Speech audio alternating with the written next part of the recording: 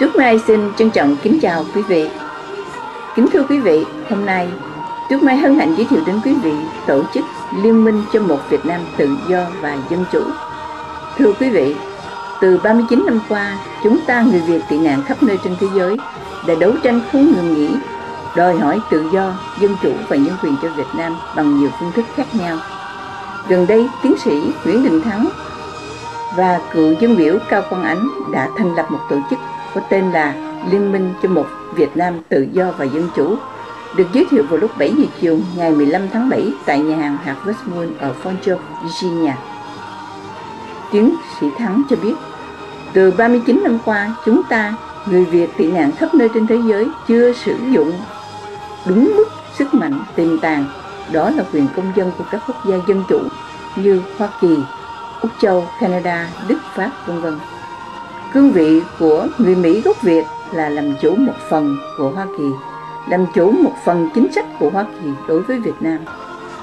Đó là lý do Liên minh cho một Việt Nam tự do và dân chủ ra đời để phát động một phong trào.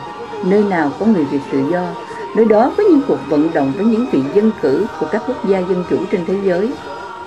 Phong trào này sẽ phát triển mạnh, không riêng gì ở Hoa Kỳ mà sẽ lan rộng nhiều nơi trên thế giới. Kính mời quý vị xem một vài hình ảnh ngày tổng vận động cho Việt Nam ở Quốc hội Hoa Kỳ do Liên minh cho một Việt Nam tự do dân chủ tổ chức ngày 16 tháng 7 năm 2014 tại Quốc hội Hoa Kỳ. Có khoảng 400 đồng hương từ Canada, Nhật và 22 tiểu bang của Hoa Kỳ về tham dự. Buổi sáng có buổi họp khoáng đại với sự tham dự và phát biểu của nhiều vị dân cử như dân biểu Jerry Connolly, Frank Wolf, Christopher Smith, Zu Lofgren. Cùng lúc đó, hàng trăm đồng hương chia thành nhiều nhóm, mỗi nhóm 5-10 người, đến vận động trực tiếp với các vị dân cử ở tiểu bang mình. Phái đoàn Virginia do cô Minh Thu hướng dẫn, thượng nghị sĩ Tim Kaine. The religious leaders and advocates. Right now we have a lot of young people that speak up and do blogging. So these are some of the experienced people there that actually experience the oppressions and. Thượng nghị sĩ Tim Kaine đang xem hình ảnh của những vị lãnh đạo tôn giáo và những người vận động dân chủ bị hành hung thô bạo. We have about 250 prisoners of conscience, and we have worked really hard through the House to adopt some of them, and we were able to have like 2 released. But of course, when 2 released, they probably, took another 50 and put them in jail. So that is really what we were asking, and of course, with the Human Rights Act. And also a Human Rights Sanction Act. Thượng nghị sĩ Tim Kaine nói, chúng ta nên đi bầu để có tiếng nói trong Quốc hội Hoa Kỳ. It's a great thing about Virginia now that we have so many, not just Vietnamese Americans, as we're dealing with issues on the border. We have Latino Americans, as we're dealing with issues in the Middle East. We have folks from that part. So we end up with our own little sources of information here, who often have better information about what's really going on in the countries than we do, and that is extremely helpful. Yeah. The administration is deeply involved in the negotiation on the TPP, and Michael Froman is the U.S. Trade Representative who is in charge of the negotiations. The administration puts a very high priority on getting this done. We didn't have any Cao Dai came, but they're a bit Thượng nghị sĩ Mark Warner nói, vấn đề quan trọng là chúng ta phải đặt áp lực lên Cộng sản Việt Nam. Ông hứa sẽ liên lạc với Bộ Ngoại giao, đặc biệt là vấn đề nhân quyền và vấn đề Trung Cộng đang lấn lần lãnh hải Việt Nam. Ông cũng hứa sẽ xem lại nghị quyết nhân quyền đã 2 lần được thông qua Hạ viện mà chưa được đưa ra Thượng viện để biểu quyết. I think it is important that we keep the pressure on the government in Vietnam, because I think it has not been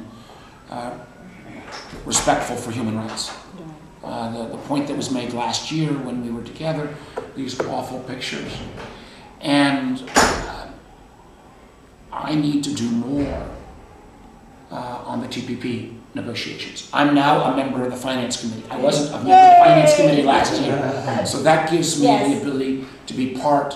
But one of the things that I've been disappointed with in the administration, and I met with Ambassador Froman recently, is that he says we're making progress, but we don't get to see into the details. Right, that's what we heard too. That So it's not just you. Yeah. It's and I worry because I think doing a strong trade agreement makes sense, but I've got to see that it's going to respect human rights, it's going to respect environmental rights, labor rights. Yeah. I mean, and they keep saying it's different than other trade agreements, but they haven't passed it on to you. I need to see proof. Yes. And we've not seen proof yet.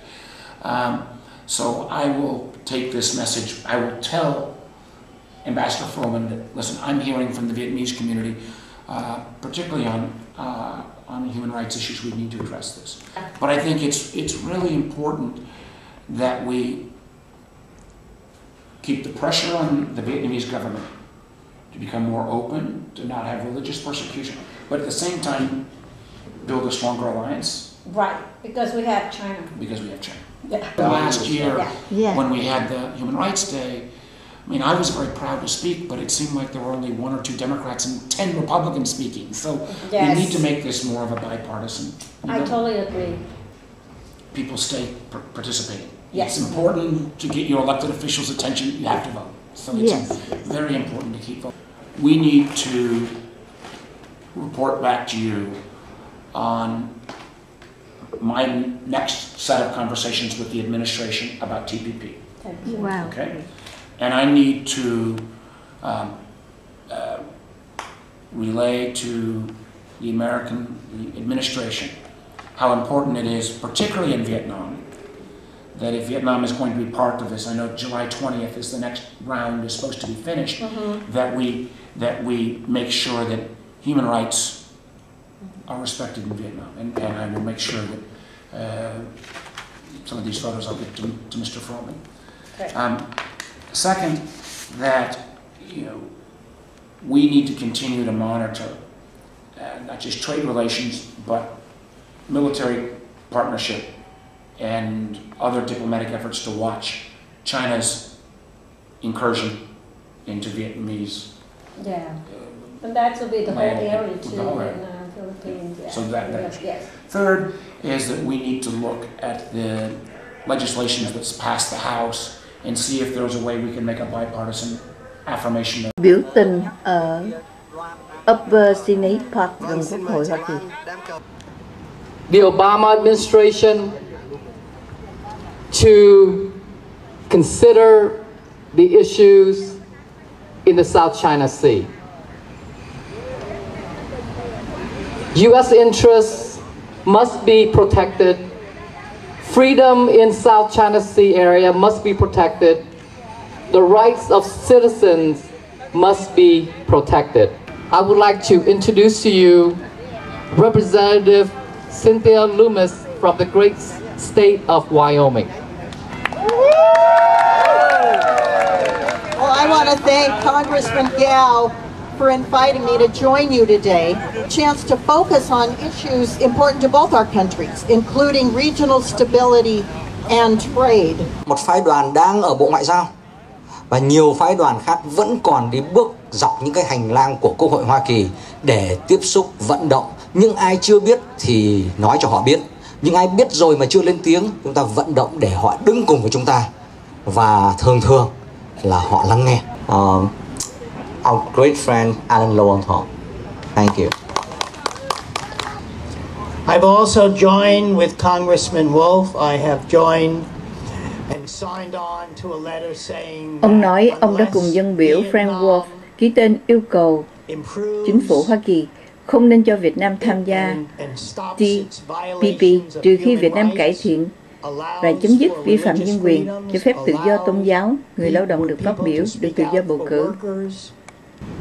that the United States should not reward Vietnam and we should not allow Vietnam to participate in the Trans-Pacific Partnership. I am part of that.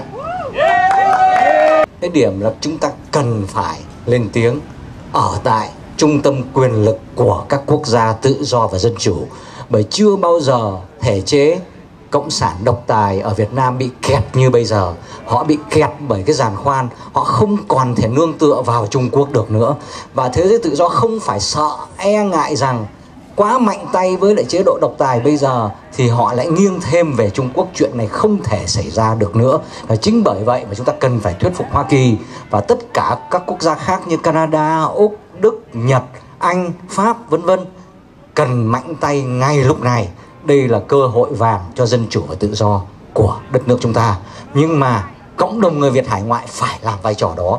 Những người dân trong nước, đồng bào chúng ta có thể rất là can trường, sẵn sàng hy sinh, rất là tài trí, nhưng không thể đóng được cái vai trò quốc tế vận như chúng ta đóng. Bởi vì chúng ta là công dân của các quốc gia này, chúng ta là một phần chủ nhân của những quốc gia dân chủ như là Hoa Kỳ. Và đó là cái lý do mà chúng ta có cái liên minh cho một Việt Nam tự do và dân chủ, để khuấy lên một cái phong trào đó. Ở khắp nơi trên thế giới này, mọi người ở chỗ nào có người Việt tự do cũng đều làm công tác như thế này, ngang bằng nhau, kết hợp với nhau, không ai đứng dưới chướng ai hết, vì một lòng đại nghĩa đối với dân tộc. Đó là nhiệm vụ chung của tất cả chúng ta. Tôi chào mời tất cả mọi người cùng kết hợp.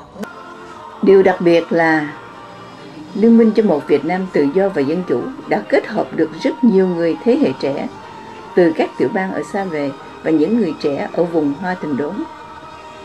Trong những cuộc vận động như thế này, những người trẻ, những sinh viên có tài năng, có thiện chí và anh ngữ lưu loát đã góp phần đắc lực trong cuộc vận động.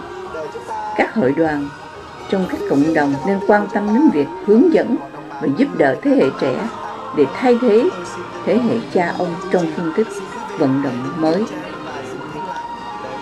Thưa quý vị, vừa xem qua một vài hình ảnh ngày tổng vận động cho Việt Nam ở Quốc hội Hoa Kỳ ngày 16 tháng 7 năm 2014 do Liên minh cho một Việt Nam tự do và dân chủ tổ chức. Chương trình phóng sự của chúng tôi tới đây chấm dứt. Trưa mai xin hẹn gặp lại quý vị trong chương trình phóng sự đặc biệt kỳ tới.